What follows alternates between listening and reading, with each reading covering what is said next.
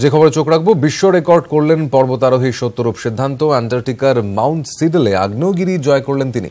এর ফলে 7 মহাদেশের সর্বোচ্চ শৃঙ্গ এবং আগ্নেয়গিরি জয়ের বিরল বিশ্ব রেকর্ডের অধিকারী হলেন সত্যরূপ সিদ্ধান্ত। আমাদের সঙ্গে রয়েছেন আমাদের প্রতিনিধি আবির ঘোষাল। আবির, যেই জায়গা থেকে সত্যরূপ সিদ্ধান্ত শুরু করেছিলেন তার পথ চলা, এবং সেটা যেন একটা স্বপ্নের যাত্রা, এবং সেটা শেষ হলো এই বিশ্ব রেকর্ডের মাধ্যমে, এই মুহূর্তে কি জানতে পারছো সব মিলিয়ে? একেবারেই তাই সমাদিত্য, কারণ অস্ট্রেলিয়ার একজন ছিলেন মাউন্ট বুল, তিনি ড্যানিয়েল বুল, তিনি রেকর্ডটা করেছিলেন। তার ক্ষেত্রে রেকর্ড ছিল 36 বছর 157 দিনে, এবং এই প্রথম কোনো ভারতীয় তিনি এই ধরনের বিরল কৃতিত্বের অধিকারী হলেন। এবং সত্যরূপ রেকর্ড করলে মাত্র 35 বছর 290 দিনের মধ্যে।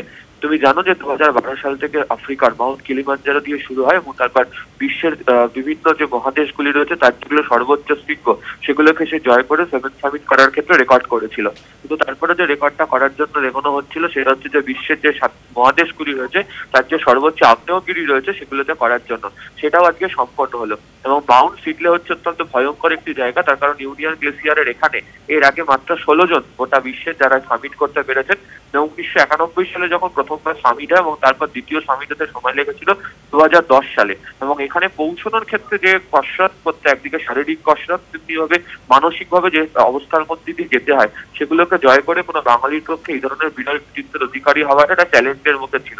এবং আজকেও আমরা জানি যে ভারতীয় সময় রাত 8টা 25 সেটা বেস ক্যাম্প থেকে রওনা হয়েছিল, এবং এই পথটা যাওয়ার জন্য সকাল 6টা নাগাদ মূলত সামিটটা করেছে। কিন্তু যেটা দিয়ে তাকে ট্র্যাক করা হচ্ছিল, স্যাটেলাইট টেলিস্কোপ, সেই টেলিস্কোপের ক্ষেত্রেও বোঝা যাচ্ছিল না যে সামিটের ঠিক সময় কতটা। কিছুক্ষণ আগে সত্যরূপের তরফ থেকে জানানো হয়েছে, এবং তার যে যার সঙ্গে যারা ছিল শেরপা সহ, তারা তাদেরকে জানিয়েছে যে সত্যরূপ ঠিক 6টার কিছুক্ষণ পরেই এই ওয়ার্ল্ড রেকর্ডটা তৈরি করেছে, এবং সে ওখান থেকে রওনা হয়েছে। কিন্তু প্রায় 3 থেকে 4 ঘন্টারও বেশি সময় লাগার পর বেস ক্যাম্প 2 যেখানে বানানো হয়েছে ইউনিয়ন গ্লেসিয়ারে, সেখানে সে ফেরত চলে আসবে।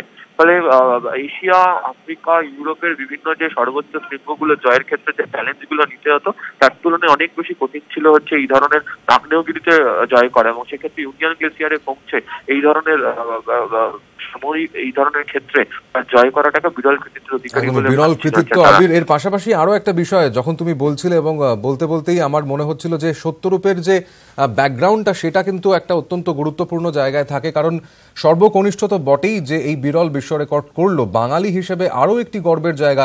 সত্যরূপ কিন্তু প্রাথমিকভাবে তার অনেক সমস্যা ছিল পাহাড়ে ওঠার ক্ষেত্রে, এবং সে কিন্তু সেইটাকে টপকে, সেই সমস্ত বাধা টপকে শেষ পর্যন্ত এই স্বপ্নের একটা জায়গায় পৌঁছলো, স্বপ্নের শিখরে পৌঁছে গেল বলা চলে।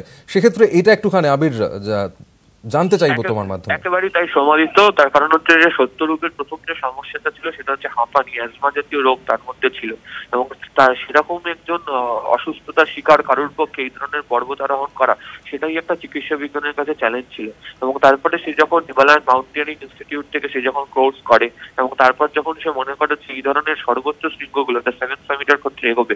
তুমি জানো এর আগে ভারতীয়দের মধ্যে মাল্লিকাস্তান বাবু, যাকে বলা হতো 7 সামিটের ক্ষেত্রে এই ধরনের যিনি এক্সপার্ট, অভিজ্ঞ যাকে বলা হতো, এবং পরবর্তী সময়ে 7 সামিট করার ক্ষেত্রে বাঙালি পর্বতারীদের মধ্যে যারা রয়েছেন, যারা এভারেস্ট কমপ্লিট করেছেন, তারা অনেকেই সাহায্য করেছেন, যার মধ্যে অন্যতম হচ্ছে বসন্ত সিংহ রায়। এবং সত্যরূপ ক্ষেত্রে বারবার ধরে তিনি বলে যে বসন্ত সিংহ রায় তার কাছে কি কি পরিস্থিতিতে কি কি চ্যালেঞ্জ নিতে হবে, কিভাবে রূপ তৈরি করতে হবে, কোন পথ দিয়ে বেরোতে হবে। এবং সবচেয়ে বেশি সমস্যা আমরা নিজেরা জানি যখন প্রথমবার এভারেস্ট জয় করতে গিয়ে ভূমিকম্পের জন্য ফিরে আসতে হয়। তবে মাউন্ট ডেনালি, কিলিমাঞ্জারো, এভারেস্ট এই সমস্ত করে আসা ব্যক্তিদের কাছে আবারও বলছি, এবার ইউনিয়ন গ্লেসিয়ারে এই মাউন্ট সিডলে জয় করাটা ভীষণ কঠিন। এবং সত্যরূপ হচ্ছে বিশ্বের 17 নম্বর ব্যক্তি যে মাউন্ট সিডলে জয় করে আসতে পারলো। এবং তোমাকে কিছুক্ষণ আগে আমি যে তথ্যটা দিচ্ছিলাম যে 1991 এর পর 2010 লেগে গেছিল, এত বছর সময় লেগে গেছিল জয় করার মাউন্ট সিডলে যাওয়ার ক্ষেত্রে।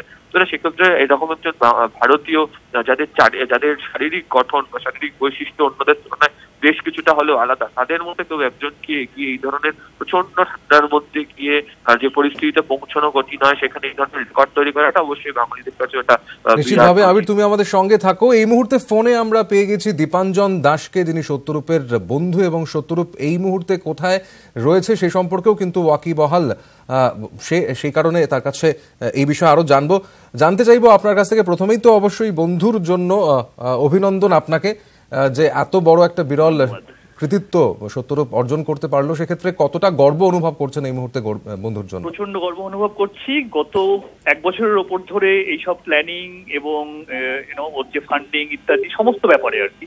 হ্যালো, হ্যাঁ হ্যাঁ, শুনতে পাচ্ছো? শুনতে পাচ্ছি। হ্যাঁ, তো নিশ্চয়ই প্রচন্ড গর্ব হচ্ছে। আজকে আমরা অলমোস্ট 12-15 জন মতন এখানে মিলিত হয়েছিলাম ভাস্বতীদির বাড়িতে ব্যাঙ্গালোরে।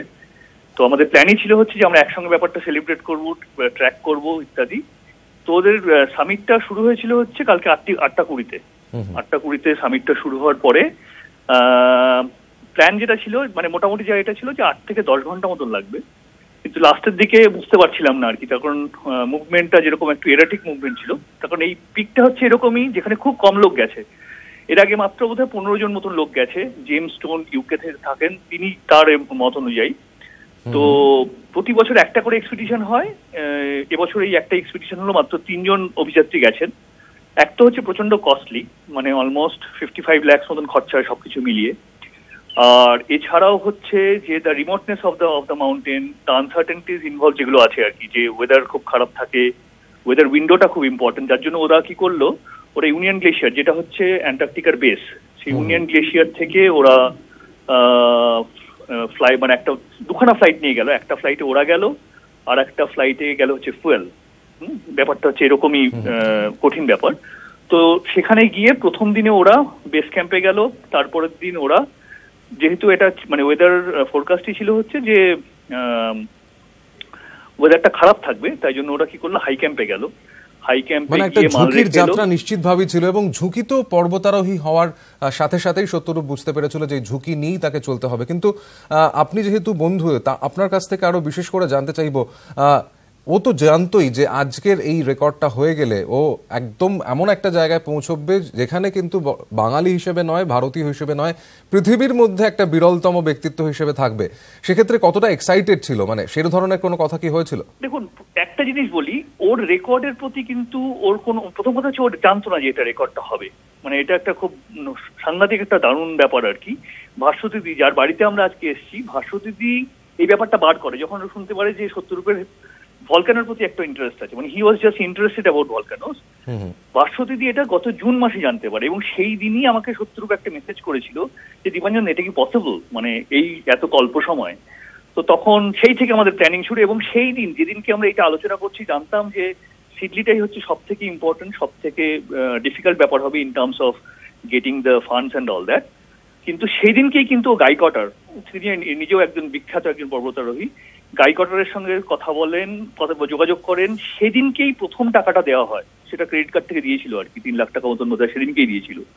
তারপরে একটা বিরাট বড় একটা লড়াই, মানে এই ফান্ডিং, এবং তার মধ্যেখানে এতগুলো সামিট, মানে আবার কিলিমাঞ্জারো করলো, দামাভান করলো, গিলোয়ে করলো, উইলহেম করলো, পিকো ডি ওরিসাবা করলো মেক্সিকোতে, এতগুলো প্ল্যানিং, এক্সিকিউশন, তার মধ্যে চাকরির চাপ। আমরা তো এখানে সবাই প্রাইভেট কোম্পানিতে চাকরি করি, তো সেই চাকরির চাপ, সেখানকার মানে সবকিছু মিলিয়ে একটা বিরাট ব্যাপার আর। আচ্ছা, আরো একটা জিনিস একটুখানি যদি বলো, মাউন্ট সিডলে সেটা কতটা দুর্গম ছিল? মানে এতগুলো সামিটের মধ্যে সবকটারই প্রকৃতগত আলাদা আলাদা পার্থক্য নিশ্চিতভাবেই রয়েছে, কিন্তু এই আন্টার্কটিকার মাউন্ট সিডলে সেটা কতটা কঠিন? মাউন্ট সিডলের মেইন প্রবলেমটা হচ্ছে দ্য রিমোটনেস, এত দুর্গম যাওয়াটা, মানে অ্যাপ্রোচ করাটা খুব ডিফিকাল্ট। মাউন্ট সিডলে প্রথম সামিট হয় হচ্ছে 1991, সেকেন্ড সামিট হয় হচ্ছে 2010, তারপরে আস্তে আস্তে ব্যাপারটা প্রমিনেন্সে আসে। টেকনিক্যাল ক্লাইম্ব হিসাবে যেটাকে বলা হয়, টেকনিক্যাল ক্লাইম্ব হিসেবে আই থিঙ্ক এটা অতটা না, মানে যতটা হয়তো ডেনালি ভাবা হয় বা যতটা হয়তো কাস্টেন্স পিরামিডকে ভাবা হতে পারে, টেকনিক্যাল ক্লাইম্ব হিসেবে অতটা হয়তো কঠিন না।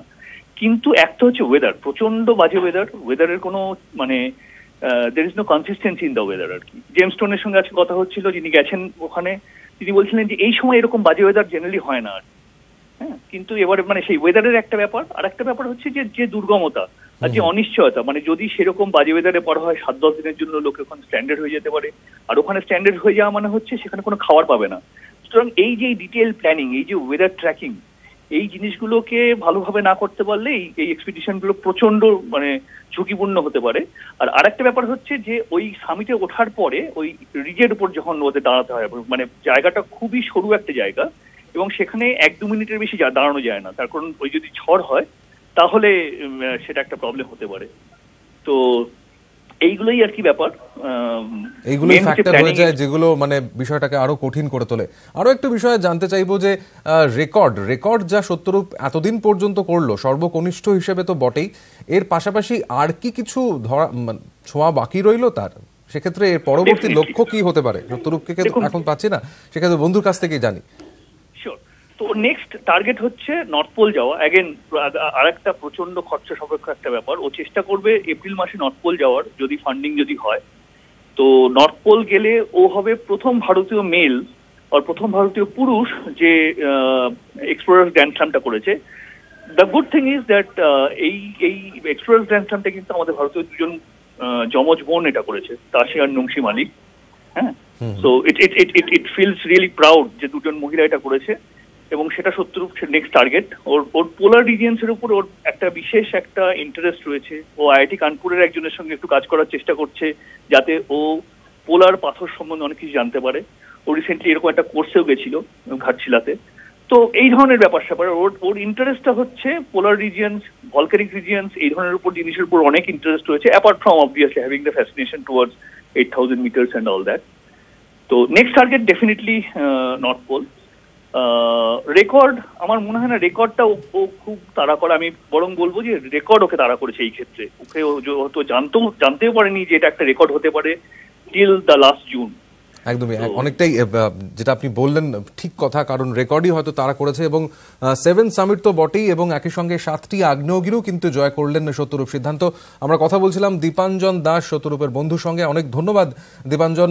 এবং যেটা আপনাদের আরও একবার জানাতে চাইব যে সর্বকনিষ্ঠ হিসেবে কিন্তু এই রেকর্ড করলেন গোটা বিশ্বের মধ্যে সত্যরূপ সিদ্ধান্ত। 7 মহাদেশের সর্বোচ্চ শৃঙ্গ এবং আগ্নেয়গিরি জয়ের বিরল রেকর্ড। অস্ট্রেলিয়ার ড্যানিয়েল বুল তিনি 36 বছর 157 দিনে এই রেকর্ড করেছিলেন 2017 সালে। আর 2019-এ সত্যরূপ রেকর্ডের যখন করলেন তখন তার বয়স 35 বছর 290 দিন। সেক্ষেত্রে অনেকটাই কিন্তু এগিয়ে এক্ষেত্রে, এবং বাঙালি হিসেবে অবশ্যই একটা গর্বের দিন হিসেবে আজকের দিনটি লেখা থাকবে, কারণ সত্যরূপ সিদ্ধান্ত বাঙালি পর্বতারোহী। তিনি কিন্তু বিশ্ব রেকর্ড করলেন সর্বকনিষ্ঠ হিসেবে পৃথিবীর মধ্যে 7টি সর্বোচ্চ শৃঙ্গ এবং 7টি আগ্নেয়গিরি জয়ের।